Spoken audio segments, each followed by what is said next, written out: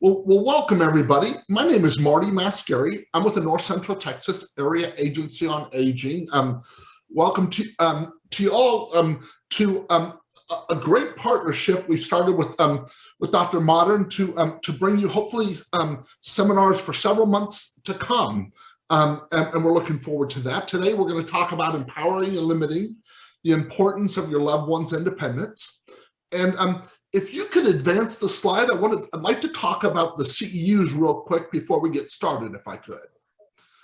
Okay, for those of you that are on today seeking continuing education units, we're offering them for licensed social workers and LPCs in Texas. Now, I want to make sure that I make the point of all of these webinars that we do have different CEU providers, and so some of them I know are able to provide CEUs for long-term care facility managers and nurses. This one is not. I am not set up to do that, and I'm providing these CEUs. So I just want to make sure you know that today is for licensed social workers and LPCs in Texas. Now, for those people outside of Texas, we get asked all of the time, will these work for them? I don't know. You're more than welcome to get the certificate. It's free, and try it. There's just no guarantee. We're set up in Texas, but not set up in other states. So again, you could try that. And then there also is a certificate of attendance for those of you that need to have that for your work or something. We'll be happy to provide that as well. Today's seminar is good for 1.5 hours, classroom hours of CEUs. You must complete the entire webinar live. And I apologize, this is the second one, but it's right. There'll be one survey, not two. The survey should pop up when you close out of the webinar today. But if it doesn't, I will also include the link to the survey in the first follow-up email I send out either later today or tomorrow morning. I'm following this with the link to the presentation as well, the download for Dr. Mottern's his PowerPoint.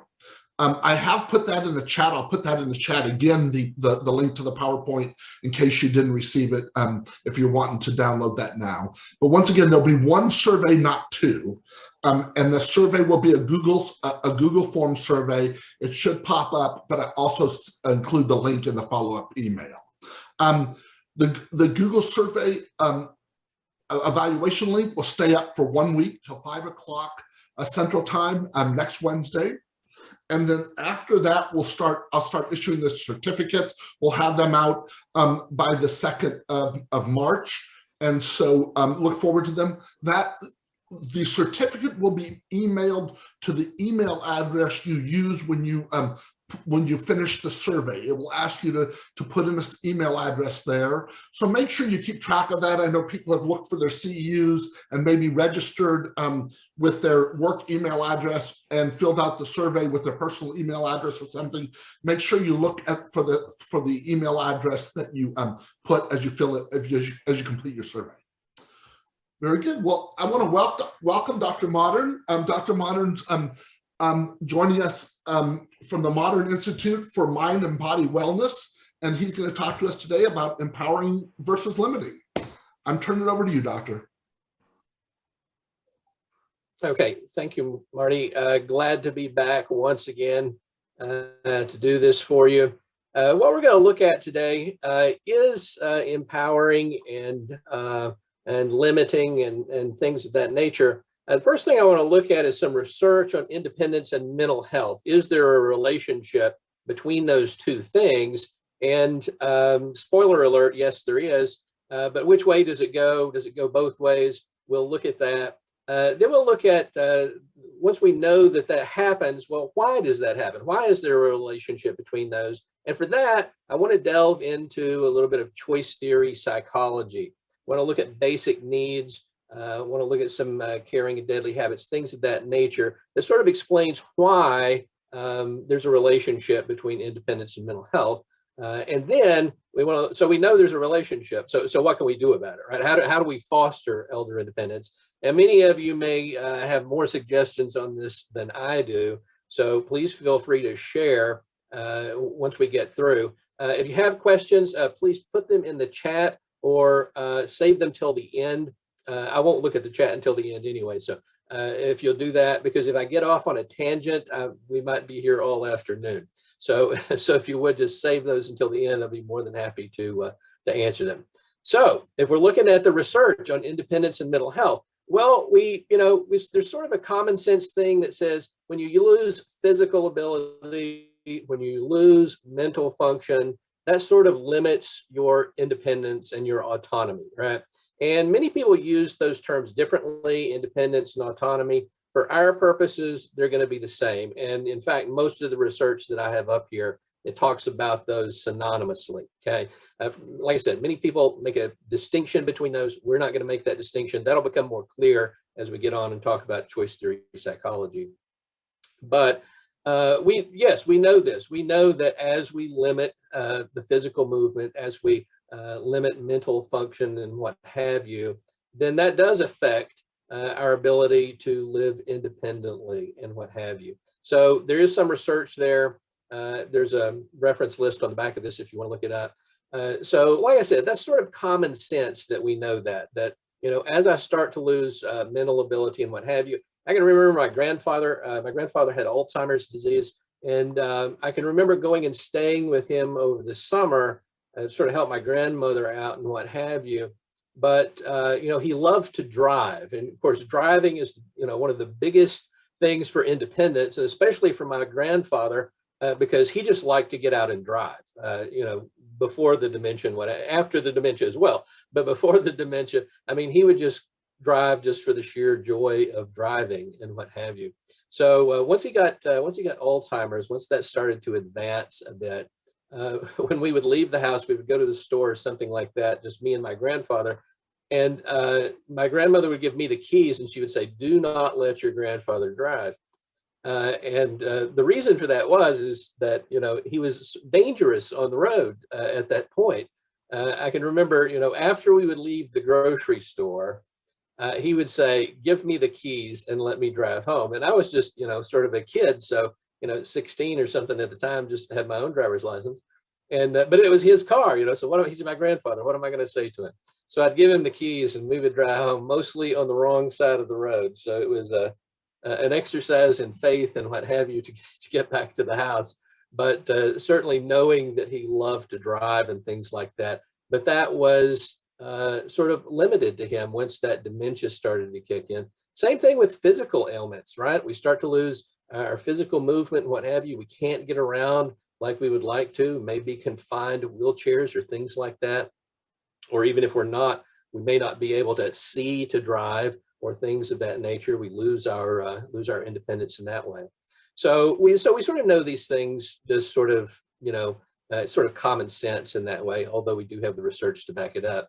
But does a loss of independence cause a loss of mental functioning?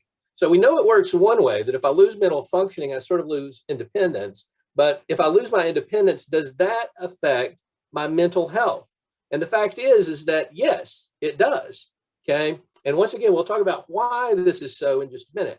But Albanese did a research 2020 found that indeed that loss of independence in normal daily activities, right, such as eating, bathing, toileting, dressing, etc., were associated with a significant decline in the mental competence summary score of 3 to 4 points. So we can see a significant decline there because of the loss of independence, okay, in the activities of daily living, right?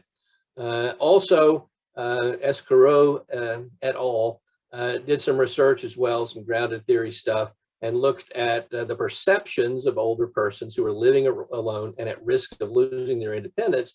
And what they found was that loss of mobility, especially driving, once again, going back to my grandfather, he just loved to drive. So for him to lose those car keys, and in America especially, the car and independence are just intertwined with each other. But that loss of mobility, especially in driving, was very, difficult to accept. In fact, there was a quote there that abandoning driving was a decisive turning point in the process of losing one autonomy, right? So couldn't get out and explore the world around me, couldn't have independent action, had to depend on somebody else. So it was especially bad when it was sort of imposed, right, by a third party. So very significant there. We know that social isolation after a loss of a partner also contributed to anxiety in many people. So that social isolation, that not getting out, that not getting around, being isolated in one spot without having the autonomy to get out and move around, the independence, that also caused some mental health problems. Also, there was some research on that apart from the fear of losing one's health, the biggest fear among elderly Australians was the loss of independence. I find this particularly interesting. I don't want to get into getting into political things, but they have made some decisions in the past several years that have led to losses of independence that are sort of different than this. But anyway, the loss of independence was the biggest one, 20.4% among males and 34.5% among females. And this was especially looking at, going into nursing homes was also part of that view that I'm losing my ability to live by myself, to take care of myself and what have you, have to go to a nursing home. That caused a lot of fear. And then we looked at some other research, Allpass and Neville, that suggested that while depression may be caused by declining health and social impairment, once again, that isolation, the isolation itself may be also related to depression. So we're looking at that loss of independence, that loss of being able to go out and get into society and explore my world. That in and of itself is going to cause some mental health problems, going to cause some depression and what have you.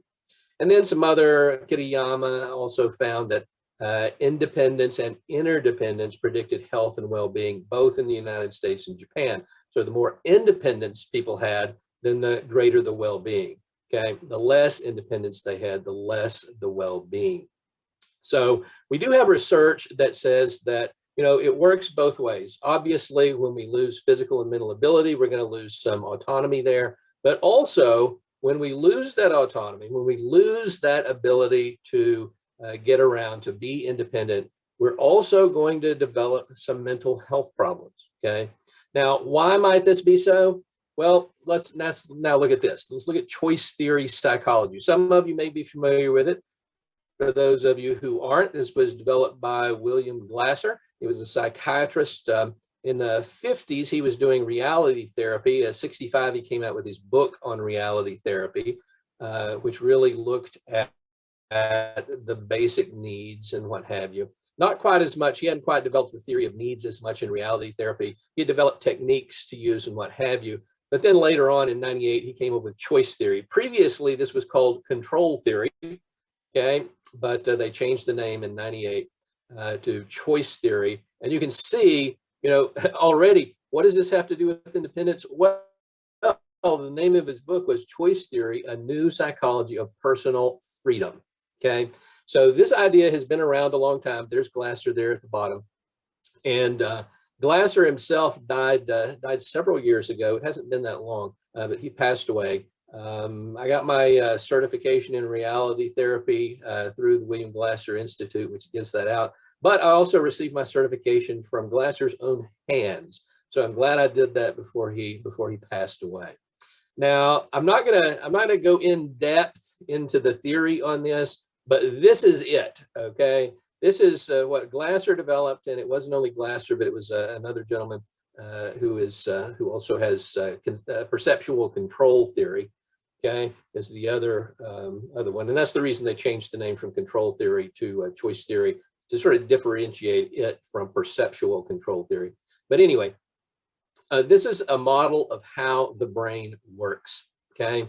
And this is what they developed. And this is the basis of reality therapy. This is choice theory psychology. And if you look over on the right-hand side, you'll see the brain there, and you'll see a list of basic needs, okay? And I know that's very hard to see, so I'll just read that out for you. So one of the needs is belonging. Now, the thing about the needs is that when we talk about the needs, we're talking about synonymous things, okay? You can't just point to one word and have that be representative of the needs, which are very complex, right? But we have 4 psychological needs and 1 survival need, okay? So the survival need, if we talked about it, we could talk about food, right? Food, heat, water, this sort of thing. Any of those things, we're talking about survival, right? That we have to have those: food, water, warmth. Those are the things that we need for survival. But we also have the 4 psychological needs. So that 1 need of belonging, synonymous with companionship, with love. Those are synonymous terms when we're talking about this need. When we're talking about this need, those are synonymous terms. And any other ones. In fact, there's one exercise that we really do when we're training in choice theory, and that is to make a list of synonyms for each of the needs, right? For each of those psychological needs. What are some of the terms that would represent the same thing? And this is important because the needs are independent of one another, okay? I cannot meet one need by meeting another need. I can't do that. And the reason is because these needs are first and foremost motivators. They motivate us to do everything we do in this life, okay? So I can't have 2 needs that meet each other's needs. Otherwise, I would have no motivation, right? If the belonging need met the power need, and I had more than enough of the belonging and not enough of the power, it'd even out, and I would have no motivation to do anything. And remember that just because one need is met at the time, it's always it's a constant effort to try to meet those needs. So belonging is one. Power, control is another one. Achievement goes in that as well. And once again, many other synonyms for the power need. Recognition is also in the power need. And English ultimately is derived from Latin-based languages and what have you. And in Latin, there's a dominant and a submissive form. Okay, so even the language itself, and I read a paper some years ago on that, how even our language is sort of, it's either dominant or submissive, and in Latin you always use the dominant form, right? So our language is full of this power hierarchy and what have you, according to that theory. But as far as the needs go, we're talking about the same thing here, and there's probably more words in the English language related to this particular need for that very reason than there are any others, okay? Then the one that concerns us the most is that freedom, okay? So once again, this is why we're not differentiating. So freedom, independence, autonomy, these, choice, okay? These are all synonymous terms. So for us today, and in choice theory in general, when we're talking about independence, autonomy, freedom, this sort of thing, we're talking about the same basic need, okay? So that's the one that's going to get our focus today. And then the last of those psychological needs is fun. And those, once again, synonyms for that would be fun, learning, playing, creativity, okay? All of those would be the same need. Now, the thing about the needs is we all have them. Okay, and we all have them in varying amounts. So in choice theory, one of the other exercises that we'll do, and it's a game that we often play when we teach it, is to figure out what our basic needs, what level they're at. Now, Glasser used a scale of 1 to 5 because there are 5 basic needs. And this one's at a 1, this one's at a 2, this one's at a 3, 4, and 5. I use 10 just to have a little bit more discrimination. It doesn't make any difference, 1 to 5, 1 to 10. You could use 1 to 1,000 and be much more discriminatory on that, on how you looked at those needs. But it should come out the same way, right? But whatever that level is, whatever level it is set genetically, okay? So if we were going to just do the exercise, just to go through, if we looked at belonging, we could say, my need for belonging maybe is, and on a scale of 1 to 10, right? Is a 9. I could just say that, okay? I'm just making these up. I'm not self-disclosure here, okay? Power and recognition, well, that one may be a 10 for me, okay? Freedom, independence, and choice, well, maybe an 8. Then fun, learning, excitement, maybe that's a 6, okay? So we come out with just a level of, and like I said, there are various ways that we can go through and look at these from a long-term perspective, right? Because and the reason we want to look at them long-term is because they will vary with the moment. Okay. Now the need itself will stay the same. Like I said, the need itself is wherever it is. It's stuck right there. It does not change. Okay. Not in adolescence, not in midlife, not in later life. Okay. What happens is we just get better at meeting those needs. So it seems like it drops, but it actually stays where it is in relationship to the other needs. Okay. In the moment, however, it may feel like the needs change based on whether or not I'm getting the need met. And this is the motivation, right? So for example, I'm on here doing a presentation. So my recognition need may be getting met right now. That's great. You know, everybody's out there, got 80 participants here just about looking at me. So that need may be met. However, you know, I turn the thing off and my wife says, hey, professor, go take out the garbage. Okay, well, maybe it's not so high as it was when I'm doing this, right? So as I do things in my life that don't get those needs met, the needs appear to drop. They don't really drop. They're set where they are, but I'm not getting that level met. That need for recognition, I said, was my highest one. It was a 10. And right now, you know, when I'm talking to my wife and she's telling me to take out the garbage, it may be at a 6, right? So I have motivation to do something that is going to get that need met. And remember, I can't replace, the needs are independent. I can't replace one to the other. I may be getting all of the attention, okay, that I want, but I may not be getting the autonomy. I may not be getting the freedom. And this is one of the struggles, you know, as we get older, when we talk about this and advocating for independence. Independence, freedom is a basic need. And whatever level it's at, it does not change. I have to figure out ways. How can I help, you know, the person I'm caring for, whoever that happens to be, my parents, my spouse, or anyone else? How do I help them meet that need? Because when I don't get that need met, I feel frustrated. Okay, and you can sort of look. If we jump to the left, we have the quality world there. Then we have the perceived world, and you see that little right up above it there. There's a red arrow there. That's a sense of frustration. That's what motivates my behavior, is a sense of frustration. I want something and don't have it, right? So I'm frustrated, so I'm motivated to do something to get that need met. Okay, so especially, like I said, when we're dealing with people who have a loss of independence, and I say this, and I'm viewing elderly especially because that's who we're doing this for, right? But it can be other people as well, right? I may be maybe a young man, right? Think about people coming back from the Middle East who are in the service and things like that. They often lose that freedom, often lose that independence, that autonomy because of injuries they suffered and what have you. Well, that's very frustrating. And it's very frustrating for them, and it's very frustrating for the elderly just in the course of, you know, living my life and what have you. Which most of us hopefully will get there, right? I mean, it's sort of a bad thing, but hopefully we'll get there ourselves to where we have to figure this out, or help, you know, somebody will help figure it out for us. But you know, that's one of the biggest ones. So remember that those needs, whatever they are set. That freedom need, that independence need is set. So if, say, my grandfather had a very high need for independence in his life. Like I said, he used to drive just for the sake of driving. He enjoyed that. It fulfilled his need for fun as well as his need for freedom. Okay, you're driving a car, fulfills your need for power as well.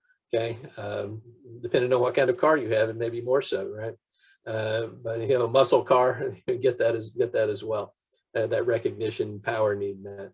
But it fulfilled all of those needs. And as he got older, then of course he lost mentally the ability. Physically, I mean, he was fine up until, you know, the latter stages of Alzheimer's and what have you. But you know, I was talking to my father recently, and my father told me, you know, my grandfather, as far as he knew, was never sick a day in his life.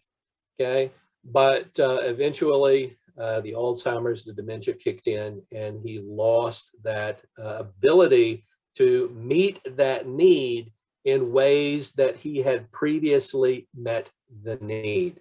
Okay. And when we talk about that behavior that meets those needs, that's what we're looking at. If you look all the way to the left over there, you see those cars. Okay. And those are called total behaviors. This is what we do. Everything we do is a total behavior. It's a front wheel drive car. The front wheels on the car are thinking and doing, thinking and acting, as it says in the thing. And the back wheels on the cars are emotions and physiology, physically what is going on. So everything we do is a total behavior, and we engage in those behaviors as a way to get what we want and to meet our needs. Okay, so we talked about the needs somewhat. The needs, like I said, are genetic. We don't directly access those, right? I mean, we go through the exercises, the games, and what have you to figure out what my need strength may be, to figure out what is motivating me right now or not motivating me and making me miserable, because that's how I know if my needs are getting met.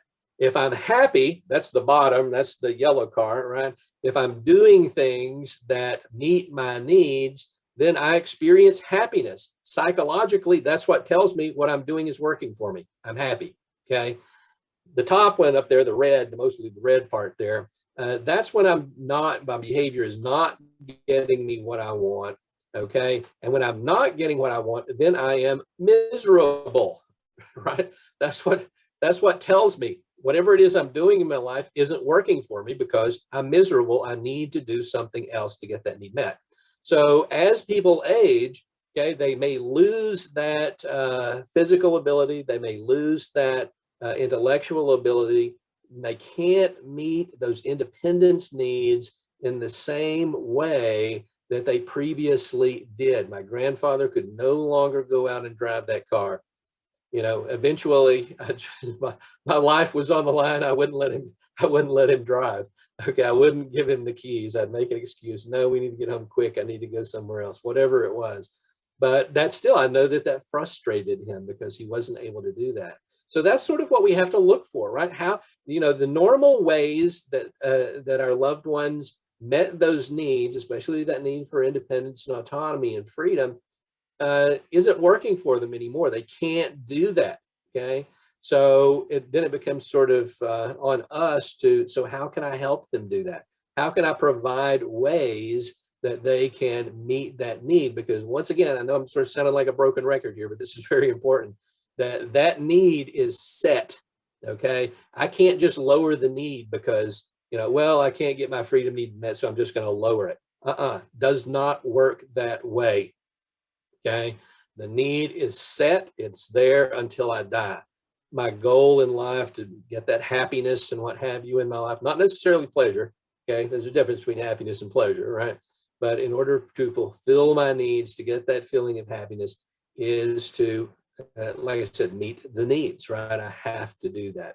So once again, the needs are genetic, so we don't access them directly. What we access is the wants. Okay, the wants are representative of the needs. So we have a lot of exercises in choice theory that talk about what do you want, right? And after 20 years of therapy, let me tell you, when you ask people what do you want, most often the response that I get is, I don't know. I don't know what I want. Okay, well, we can work with that. We have some exercises that we can do, some questions we ask to help people figure out what they want. But I have no doubt that if you asked my grandfather at that time, you said, what do you want right now? He would say, you know, I want to drive. I want to drive home. Give me the keys. Right? That's what I want at this moment. So, and when he didn't get that, very, very frustrated on that. So find other ways to meet that need. So continuing to sort of ask that question, what do you want, right? How do you, what do you want in your life right now? It's the biggest thing in your life that you want right now, et cetera, et cetera. There's 72 questions that we can ask to figure out what our wants are.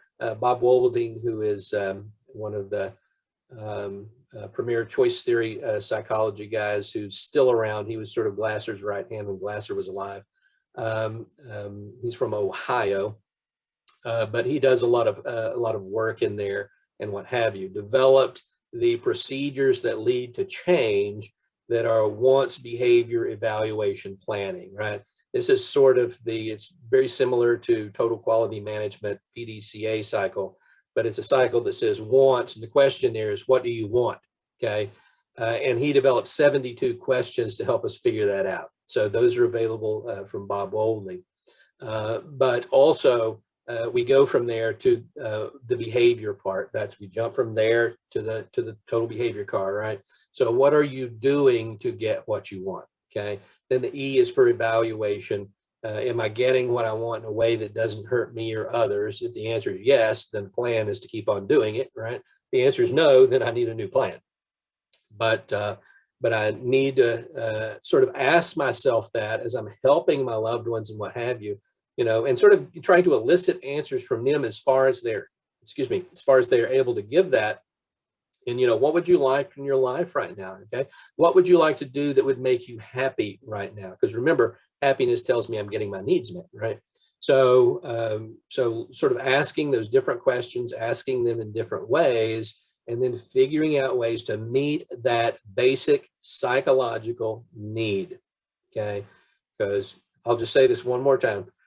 The needs are set. I got to get them met. Doesn't matter whether I'm 16 or 69, right? Whether I'm 17 or 79, I've got to get those needs met. Now, I said before that it seems like the needs may change, seems like they may change in adolescence, seem like they may change later on in midlife, and then later on in adulthood as well. But actually what happens is I just get to a point where I'm good at getting my needs met, okay? When I'm an adolescent, dynamics start to change, other things start to kick in. So I'm sort of off balance as far as what to do to get those needs met.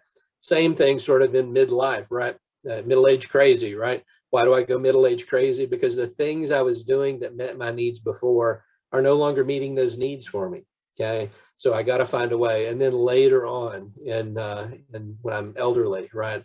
When I get some advanced years on me and what have you, then I may start losing physically my ability to get my needs met. Intellectually, I may start losing that ability to get my needs met. And so I have to find other ways to do that. Okay. And like I said, then it behooves us as the caregiver to say, how am I going to get this need met? How am I going to do that?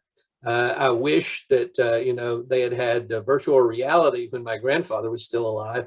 I think that would have been great to have a driving, virtual reality where I could just put it on and he could just seem like he was driving everywhere he wanted to go.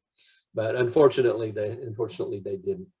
But so that's sort of how the brain works. That's sort of why we're looking at the basic needs, why that is important. And it may also explain why this leads to mental health problems, because this basically, as choice theory psychology, as the basis for reality therapy, what we do is when we deal with people with mental health problems, anxiety, depression, those things that we looked at, the mood disorders and what have you, what we're looking at is ways to meet my needs, okay, that people adopt. So I may depress, I may be anxious, I may do other things. Those are total behaviors. That's the car over there, right? I'm engaging in that behavior of depressing. I'm engaging in that behavior of anxiety-ing. I know that sort of sounds strange outside of choice theory, but it's a behavior. So it's a verb, right? It's something I'm doing. So I have that going on. There's thinking, there's behavior, there's emotions, there's physiology going on within all of those things. And so as I experience those things, that's not getting my needs met in a way that doesn't hurt me. Now, remember, I don't engage in any pattern of behavior that doesn't meet my needs in some way. Okay. So even these things that I do, they may meet other needs and they may meet these needs somewhat. Certainly when I saw my grandfather depressed, right, when I wouldn't give him the keys, I really wanted to give him the keys, right? So it's a behavior we've developed from childhood, right? The first behavior we learn is angering, is screaming, and the next behavior we learn is depressing, which is pouting, right? So we've practiced those for a long time. But the depression, the anxiety, we see people that way. So we want to help them out. okay? And in some ways that meets our needs, so we continue that behavior. Okay, so that's sort of an overview of why we're looking at this and why this causes mental health problems, right? Because those behaviors, anything in the DSM is, so common that it's got into the DSM, okay? I mean, it's the Diagnostic and Statistical Manual of Mental Disorders, right? That behavior has become so common that we've got an entry for it in there. If it wasn't common, we wouldn't have an entry for it. So these are common behaviors that people engage in that lead to mental health issues, okay? Once again, do they meet our needs? Yes, they do in some way. Otherwise, we wouldn't adopt them as a pattern of behavior. But they're not good for us, right? Remember, the evaluation question is, am I meeting my needs in a way that doesn't hurt me or other? So what I'm doing may actually meet my needs in some way, but it doesn't mean that it's good for me at all. After years of working with the field of substance abuse and criminal conduct, let me assure you, substance abuse, I'm hurting me, I'm hurting my loved ones when I engage in that. Same thing, criminal conduct, certainly hurting others when I engage in that sort of behavior, but it meets my needs, okay? Both of those meet my needs in some way. So finding other ways to meet the needs is what is important, okay? All right. I had slides that we could have been looking at on this. I apologize. So there's the 5 basic needs, right? Survival: food, water, heat, air. Those are the things that I have to have, right, to survive. Love, belonging, acceptance. Those are companionship. Once again, synonymous terms, right? Power, recognition, control, and then freedom, independence, autonomy, fun, learning, creativity. Okay. There's the needs strength versus the needs met. My goodness, I talked all about this and I created these wonderful slides. So we see there where the green slide is the need strength that's genetic. Okay, that's the genetic set point on it. So for belonging, for example, there, it's at a 2 out of a 5. Okay. However, how much belonging am I getting? I'm getting all the belonging I can stand, right? In fact, I'm getting a 4.5 on that scale of 5 there. So I have more belonging than I can get my hands around. Autonomy, however, I have a high need for autonomy. That's about a 4, but what am I getting it met? I'm getting it met at a 2.5. So I'm going to feel a motivation to do something that meets that need for independence and autonomy, okay? So remember, the green one is set. The orange one seems like where it is because I'm not getting it met. And the difference between the two is my motivation to behave. Okay. Now, let's look at the 7 deadly habits. Okay. These are probably some of the easiest ways, and let's put that in quotation marks. Working with couples, let's put that in quotation marks. But these are things that I can do that meet the needs of other people, right? So the caring habits that we look at. So how do I help meet the needs of other people, right? Well, supporting is one of the caring habits. Encouraging, listening to people, accepting them where they are, right? Not expecting them to be different because they can't be. If they could be, they would, right? So accepting them either at their physical limitations or their intellectual limitations, whatever that happens to be. Trusting. This is one of the ones that we have to figure out. This is incumbent upon us, right? I have to figure out, how am I going to trust this person? How far am I going to trust them? But how do I show that, right? How do I show that I'm trusting this person? Respecting others, negotiating differences. All of these are empowering. Okay, so we're looking at the difference between empowering and limiting, right? So anytime I'm engaged in these activities, supporting, encouraging, listening, accepting, trusting, respecting, negotiating differences, and there's more than 7 of these, okay? You can put other caring habits in there as well. Glasser just came up with this because it was sort of, you have the 7 deadly sins, right? So he came up with the 7 deadly habits and then the 7 caring habits, right? So some of the deadly habits that we get into are angering, okay? When I'm getting angry, right? And remember, these are verbs, these are total behaviors, so that's the ing on the end of it. So when I get angry, right? When I'm angering with somebody else, blaming, complaining, okay? All of these are limiting things, okay? Criticizing, demeaning, nagging. bribing, okay, which is just rewarding to control. In fact, all of those deadly habits are a way that I am trying to control someone else, okay, what they are doing, okay, which sort of takes away their independence, takes away their autonomy as we move forward on this. So those 7 deadly habits, anytime I catch myself engaging in those, I am not doing myself or my loved ones any good, okay? I catch myself angering, blaming, complaining, criticizing, demeaning, nagging, bribing, rewarding, good control. And remember, there are others besides this. These are just a few of them, right? But anytime I'm doing that, I'm limiting that person and I'm limiting my relationship. And the relationships are very important, right? Especially in choice theory, especially in reality therapy.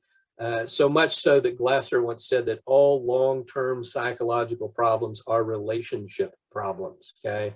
And how we develop relationships and how we go about meeting relationships with other people and what have you. So anytime I'm engaged in the deadly habits, I am trying to limit someone else by controlling them, but I'm also limiting my relationship with those people. And then the 7 caring habits, those are things we want to do.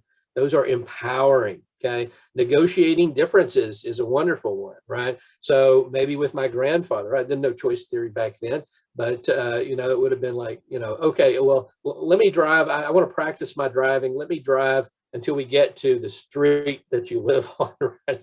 Then I'll let you drive the rest of the way home, right? So sort of negotiating the differences that go on there and what have you.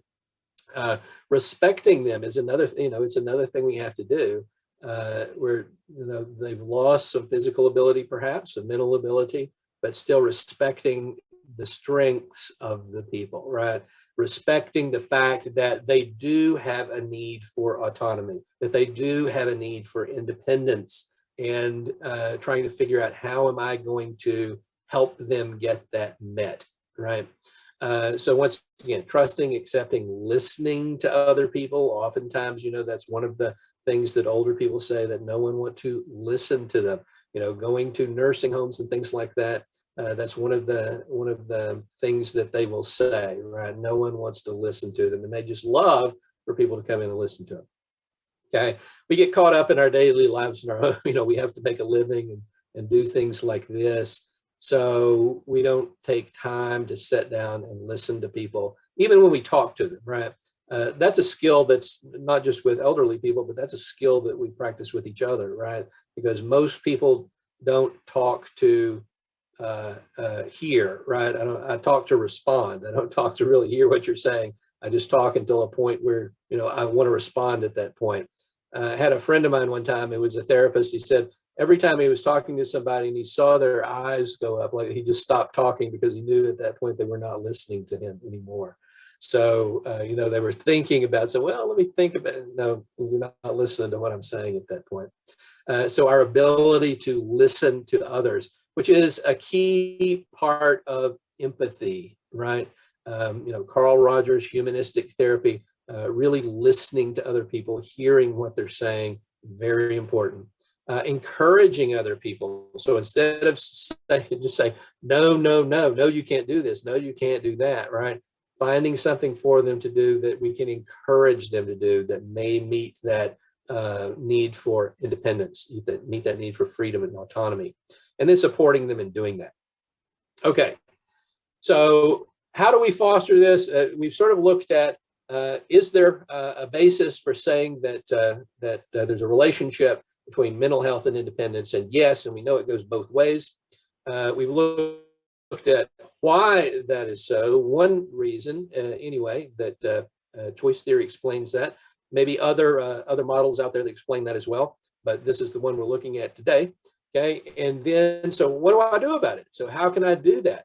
Because really what we're looking at is, as people get older, that's sort of the arrow that goes to the right side, right? I'm learning to fulfill my needs, but then as I get older, that's the one that's going to the left. I have an inability to actually fulfill those needs. So what do I have to do? That sort of curls back around, and I have to learn new ways to fulfill my needs and what have you. So really understand, how do I foster elder independence, one thing is to really understand that it is a need, right? Understand that need for independence, autonomy, freedom. Okay. You know, people will, as we look at it, people will emphasize more one of those aspects probably more than the other in their life and what have you. But we don't ask about the need, right? We ask about what do you want, okay?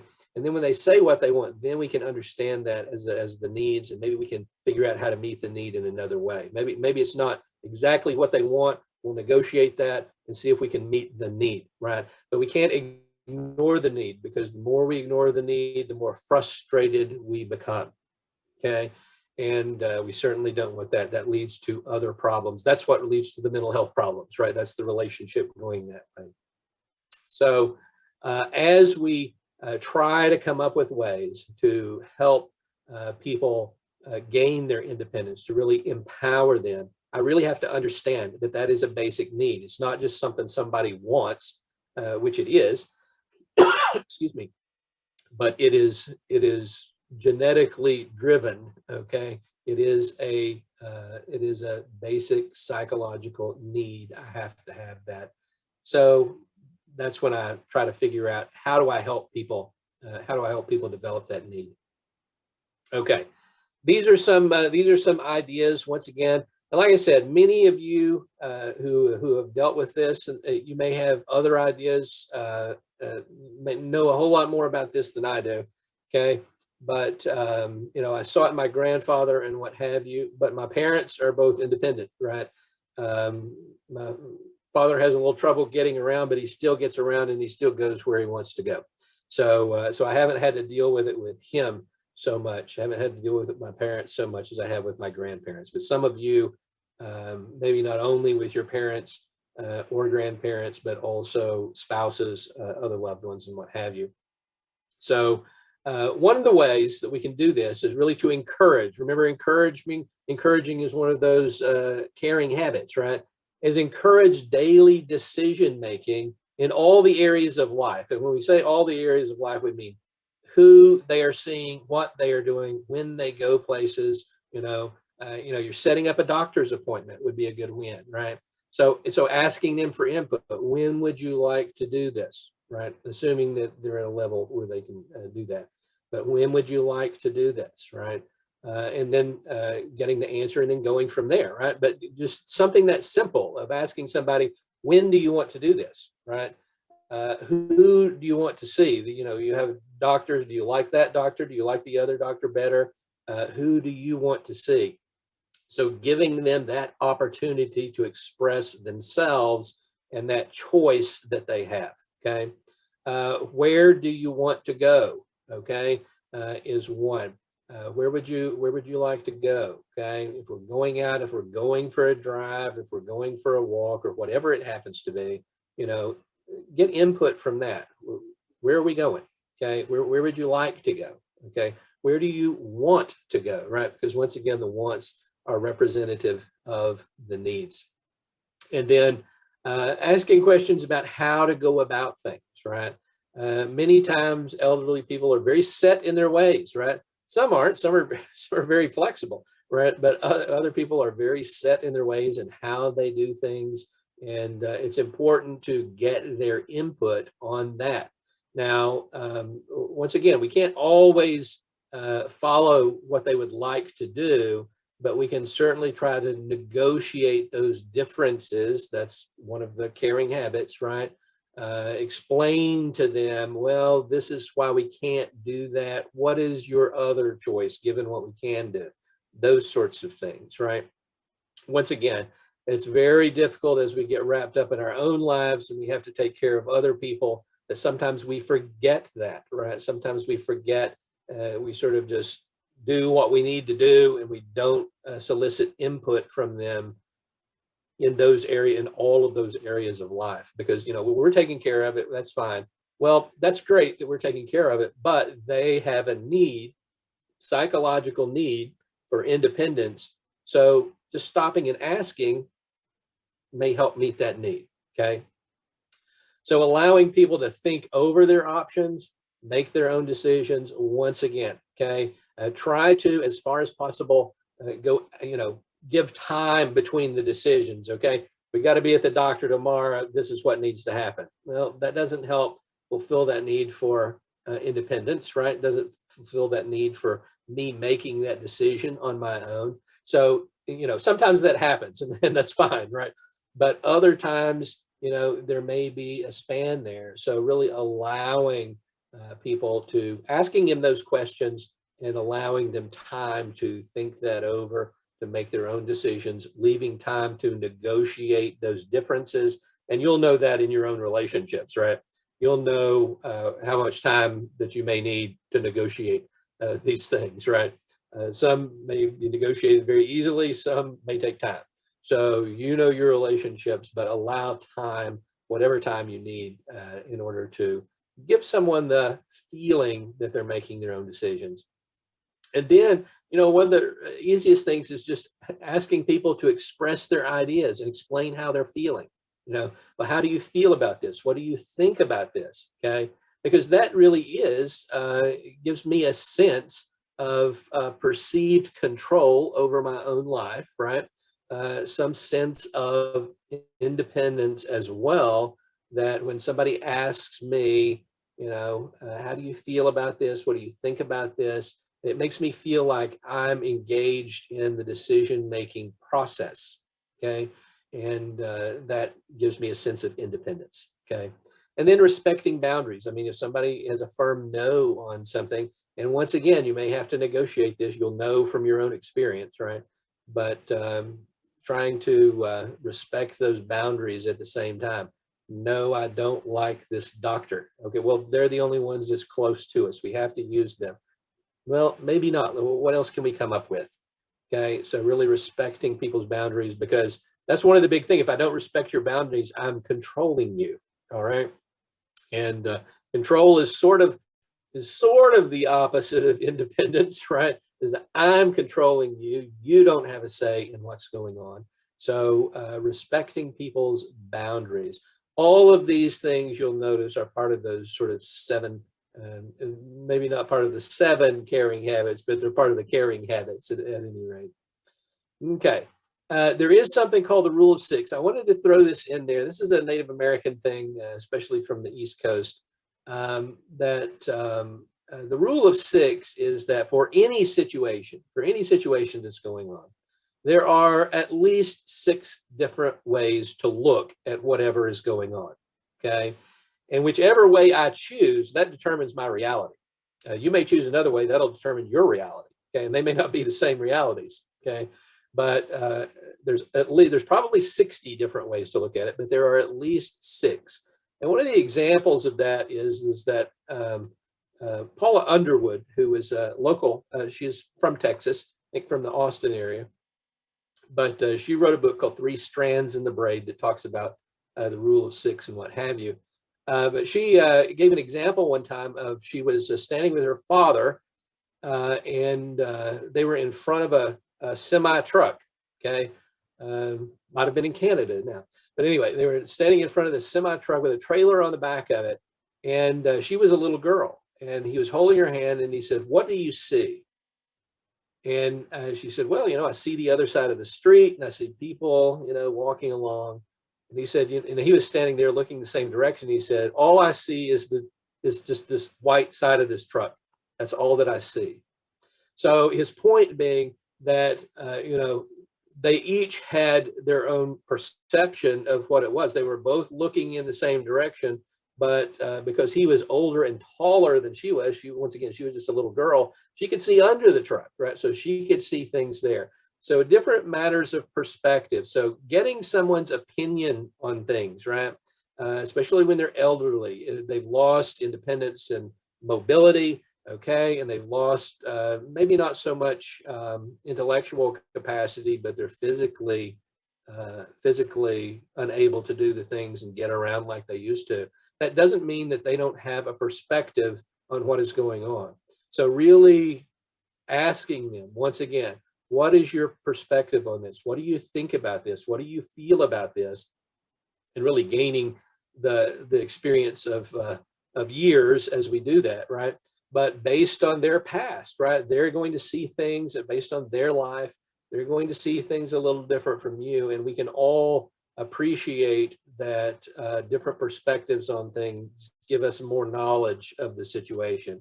And then we can make our own decisions on this, right? So sort of the same thing that we're asking for people who are looking at losing independence, losing autonomy, is to ask them that question. What do you think about this? What do you feel about this? Getting their perspective, really using this rule of 6. It would be the same thing if you were using younger people. A girl who's 6 or 8 years old to say, what do you think about this? Family decisions, right? Family decision-making things. I can remember one time, I remember my father, right? Who at the time was not elderly, okay, and had no loss of capacity, but I was buying a house and my father got very upset. And I had to talk to him. I had to talk to my mother, and my mother was like, he's upset because you didn't ask him his advice on it. I was like, oh, it wasn't an intentional slight, right? It was just, I was just buying the house and what have you. But he just became upset at that time because I didn't consult his opinion on it. It's something easy, I had no problem going back and doing that and say, what do you think about this? Or this is what's happening. What do you think about that? And value his opinion. That was not something that I was trying to do. But once again, especially since he had bought me more houses than I had, but it was just something I wasn't thinking about at the time. And that led to some frustration on his part. And often that's what it is, right? Once again, we get so caught up in our own lives and things like that, that we don't stop to think, well, how could I help this other person, right? Maybe they would like to give me their opinion. Doesn't mean I have to take it, right? But maybe just asking them to give my opinion and what have you. So that's, the rule of 6 is something I always try to remember. Is that for any situation, there are probably 60, but at least 6 different ways to look at it. And, whichever way I look at it is going to determine my reality of that situation. So if I can get other input from different people who may be looking at it differently, that increases my chances of making good decisions. Okay. And this includes elderly people, right? Now, obviously, if when my grandfather was bedridden with Alzheimer's and couldn't speak or anything else, I'm not going to ask him, right? But other things like with my father and what have you, those sorts of things. Physically, once again, I've talked a lot about the mental part of it, mental health part of it, but also, people can lose independence and autonomy because of physical things. Doesn't mean there's anything wrong with their mind. I was fortunate enough to know I had a friend who was 104 years old when he died. And up until 101, he was still driving. Okay. And he was able to do that. I mean, he knew his limitations. He didn't drive at night, didn't drive very far from the house and things like that. But he continued to do it. He was sharp as a tack up until the day he died. So, the physical part, maybe sort of limiting, but, losing his eyesight, losing his hearing, things like that. But mentally, he was certainly sharp.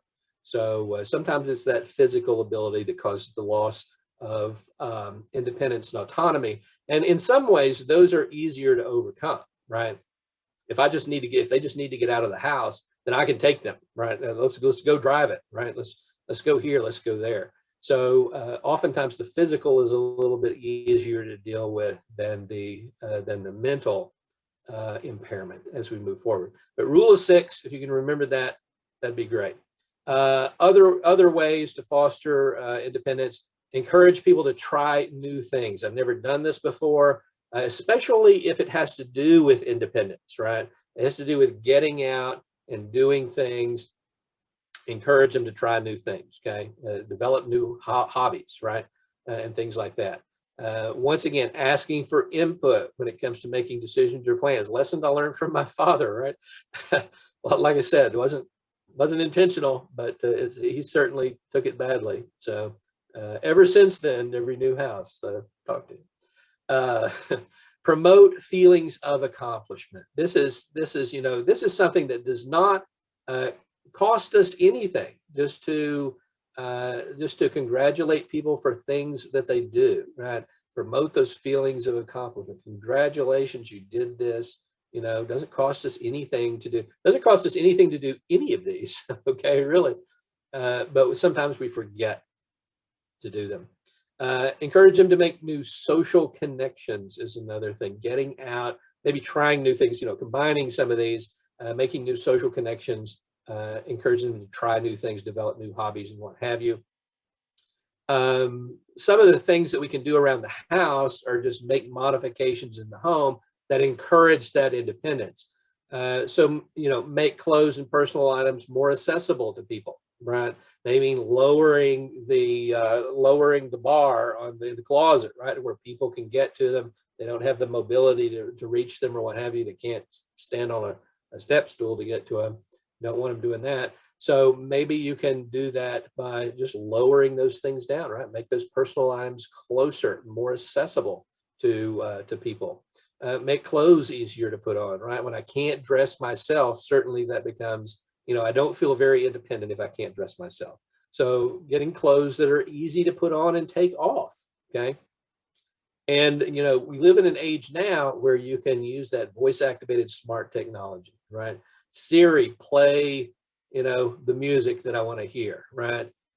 Turn on the TV. We can even lock and unlock our doors, all of this using voice activated stuff, controlling the lights, controlling the thermostat, making phone calls, all of that on the, just using primarily, if we had a smartphone, we could do a lot of that.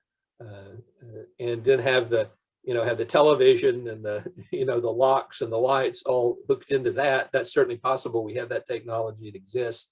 And so thinking about those sorts of things, that using that smart technology to help people feel more independent. I don't have to ask you to turn on the radio. I don't have to ask you to turn on the TV, right? I don't have to ask you to control the lights for me. I don't have to ask you when I need to call somebody, right? I can do this through the voice activated technology and give me a feeling of independence. Okay. And other things as well. And like I said, many of you who deal with this on a daily basis, these things are things you already know, but install elevated toilet seats. And quite frankly, I enjoy those myself. So I don't have one, but I had one at my father-in-law's house. So it's great. Okay. I enjoy those, like I said, for myself. And his father, when his father started, my father-in-law, his father started to get older. These are some of the things he had. So he had the elevated toilet seats, which are really nice. Shower bars for balance, things of this nature. The automatic chair to help people sit up and stand. Those things weigh about half a ton, but they're nice if you need them. So, and those are certainly available to help people get up and sit down. The friend I had who was 104 when he died, he had one of those, right? So he needed a little help getting up and sitting down. Some of the physical ability was diminishing, but the intellectual ability was still there. Weighted utensils, things like that, and keep things accessible so you don't really have to bend over or climb up. My wife's is sort of short anyway, and she likes to put things on the bottom of the cabinets and things, and I can't stand that. So,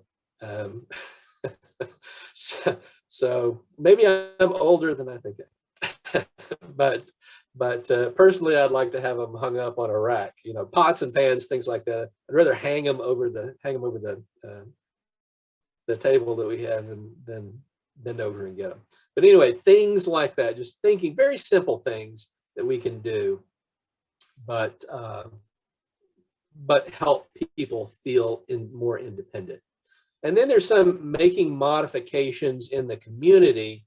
And what that means is that maybe I consider moving closer. Maybe I consider moving to a place where there is access for public transit, these sorts of things. So public, like I said, things closer to community centers, public transit where I can get to the community centers or get to the supermarket or things like that. These sorts of things are what they're talking about as far as the community goes, where I can look at and make some modifications in my community. Okay, so that's it. That's it for us today. I think we got about 15 minutes to take questions. I have stopped sharing. Does anybody have any questions? There are a couple of them in the chat that people have asked. hold on. If you look there, I'll probably butcher them trying to read them for you. Okay.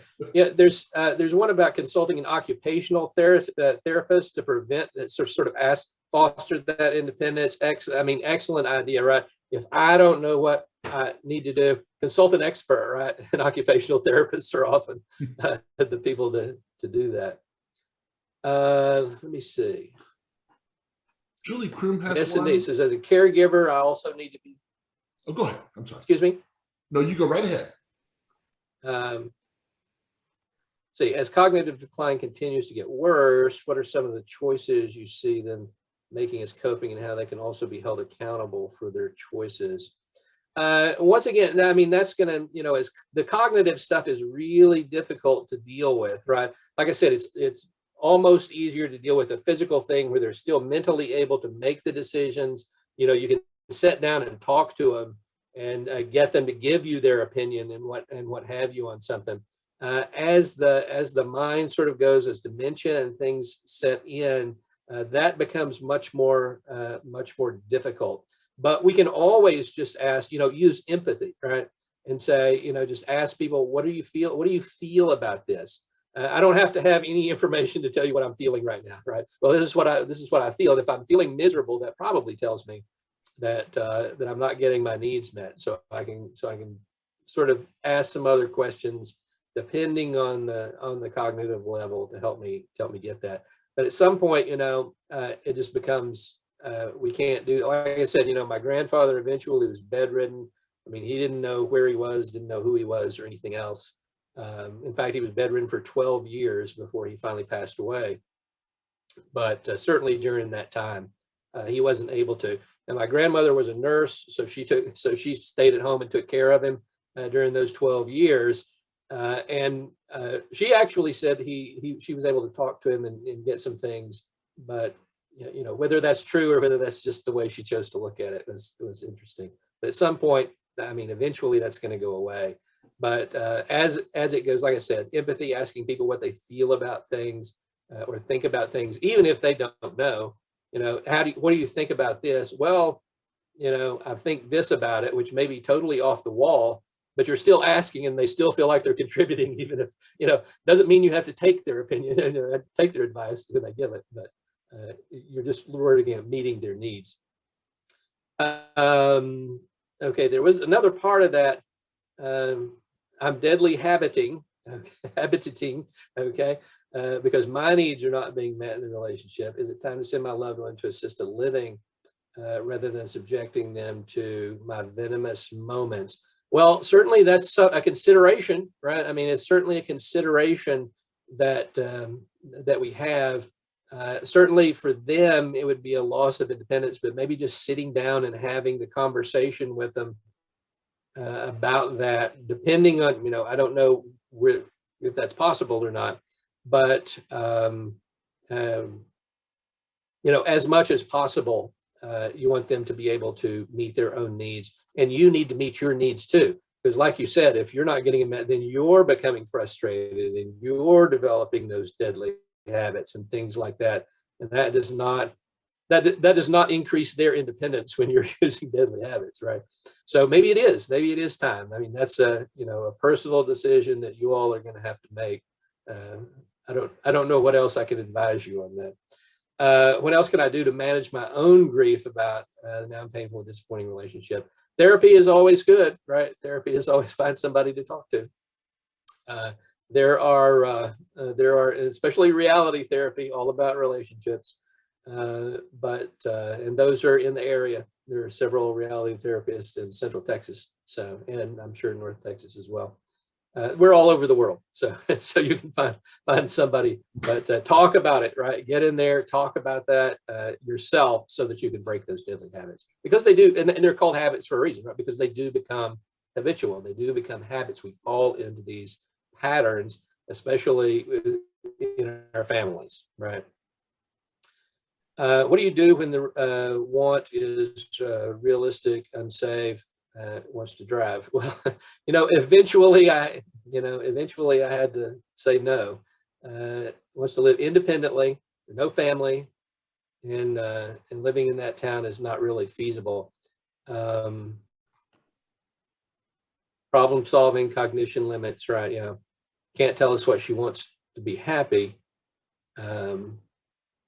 She just knows what she wants and what she doesn't want, right? Yeah, I mean, that's the frustrating thing. I mean, that's really the frustrating thing about cognitive decline is we want to be helpful. We want to do these things. I mean, people get in their minds that this is what I want to do, and it may very well not be the best thing for them at all, right? And I mean, if we're the caregiver, I mean, that's sort of the role reversal, right? We sort of become the parent at that point, right? I mean, even children, right? I mean, even when we're talking to children have their own wants and needs, right? Even infants have their own wants and needs and ways to go about getting those needs met. Okay, so we have those throughout our lives. But at some point, when we get to that role reversal, we have to sort of start looking at the big picture and start looking at survival as maybe the basic need, right? And not so much the other ones. It's terrible to get to that point that we have to make those decisions because we know that they can be devastating to our loved ones. But sometimes we don't have any choice on that.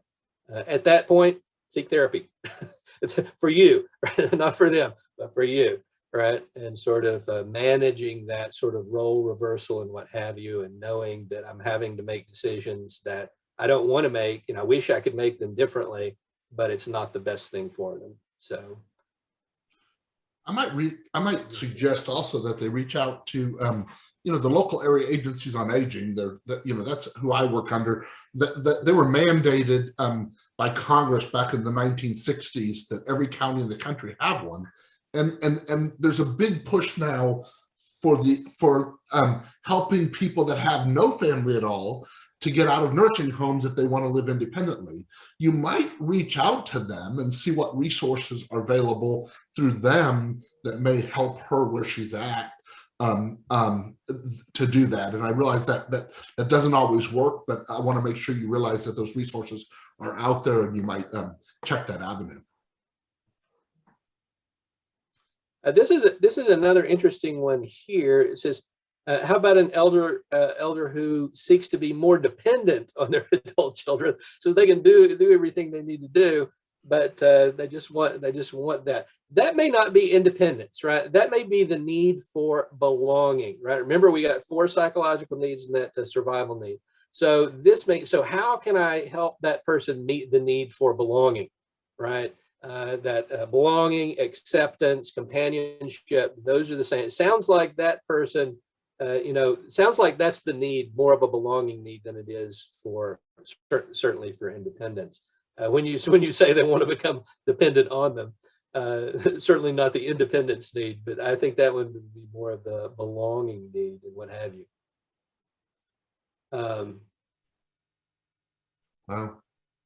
They won't explain why they have that need. They may not know why they have that need, right? We know why they have that need because we understand choice theory, right? Now we understand that. We've gone through choice theory. We understand it's a need for belonging.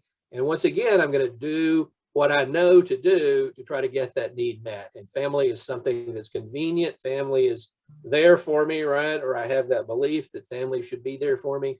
And so I have no problem imposing myself on the family in situations where maybe they, like a little less of that than what's going on.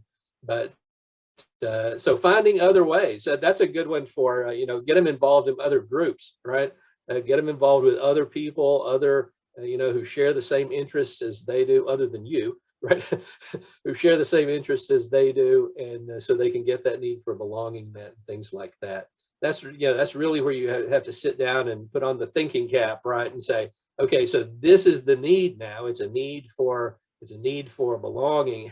What can I do to meet that need in ways other than they're choosing to do? Okay. And once again, we don't want to force that onto them, but if we can get them to engage in that and that meets the need for them, then they will continue to make the choice to do that. So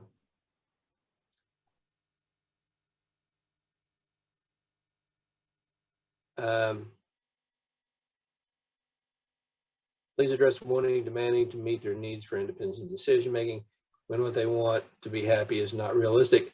you know, I think we've sort of already, I think we've sort of already addressed that, you know, sometimes, you know, it's a role reversal that they get to the point where this is what I want. And, you know, once again, my grandfather, right, you know, I want to drive, it's my car, give me the keys. When we do that, you know, I'm sorry, you know, I just put it off on my grandmother sometimes, right? My grandmother said not to do that, so I can't let you do it. but if I'm faced with that decision, if their decision is not going to be realistic, then that's really where sort of the negotiating the differences is comes in there. And you know, and at some point, unfortunately, you know, if we have that role reversal, I just have to say, this is not, I care about you enough to not let you do this, right? Which is, you know, you're hearing your parents talk to you, right? You know, I love you enough not to let you do this. Okay, so it sort of becomes us saying that to them at some point, and that's what we have to negotiate. So it's a tough decision to make. Boy, it is. You know, you talked about taking those keys away. Boy, that is, anybody that's had to do that knows how difficult that decision is. You know, God, that's rough. Doctor, thank you so very much. Just, you know, you see all the compliments coming in. An incredible job touching on this, you know, covering this topic. We certainly appreciate it. I would like to go over, before we get done, if I could get the slide back up about the CEUs. I know there are people that would have come on after I'd already explained that. So we usually try to explain that one more time if I could. And if that doesn't work, I can pull it up, I think. Oh, there you go. If we can just get to the second to the last slide, and then we'll touch the last slide. Sorry about that. That one. Let's go to the one before. Yeah, that's good. Once again, I want to cover about, for those of you that are looking for CEUs, the CEUs for today are offered for licensed social workers and LPCs in Texas. I know that's different than some of the other webinars we do. Just so you know, the reason that is we have different CEU providers for the different partnerships we have. And so today it's for the social workers and LPCs. If you live outside of Texas, people have asked us many times will the certificate work. I can't, we'll be happy to give you the certificate. We've been told by people that they've taken them. I don't know, and there's no guarantee, but you're more than welcome to do that. Also a certificate of attendance if you're needing that. It's 1.5 hours of CEU credits that are available. You must have completed the webinar, which we're at the end now, but you must complete, there's one survey, not two. The one evaluation survey, it's a Google survey. It should pop up as you close out. If it doesn't pop up as you close out of Zoom, you'll also receive a link to it in the follow-up email I'll be sending out after today. It'll either go out this afternoon or tomorrow morning. The link will be there. That link will be up and live until next Wednesday for 1 week. And then we'll get the certificates emailed out to you by the 2nd of next month. So that's it about CEUs. I will say that I know some people are having technical issues logging on. We have these issues off and on, but as you're filling out the survey, in the comments at the end, if you had an issue logging on today, can you let us know what that was?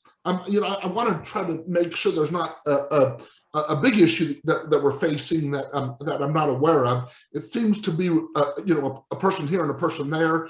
But if you did have a problem, if you'll explain to us what problem you had, we'll try to get that resolved. And then if we could go to the last slide that talks about our next webinar on the 30th of this month. We're going to talk about rebounding after loss. Healthy grieving versus a downward spiral. And Dr. Mottern's going to be our speaker again for that. And we appreciate that greatly and look forward to that. But I'll have also in the follow-up email the link to a flyer for that, which has the link to the registration. along with several other webinars we have going on within the next month and a half. Those links to all of those different webinars will be in that follow-up email. Doctor, did you have anything else you'd like to say before we wrap up? I don't think so. I did see the comment about the green. So I'll try to avoid green from now on. Other than that, thank you for having me. I appreciate the opportunity to be here. Thank you so very much. Appreciate it greatly, Doctor. We really appreciate the partnership. Great stuff. Thank you so much. Thanks everybody for joining us, and you all have a great day.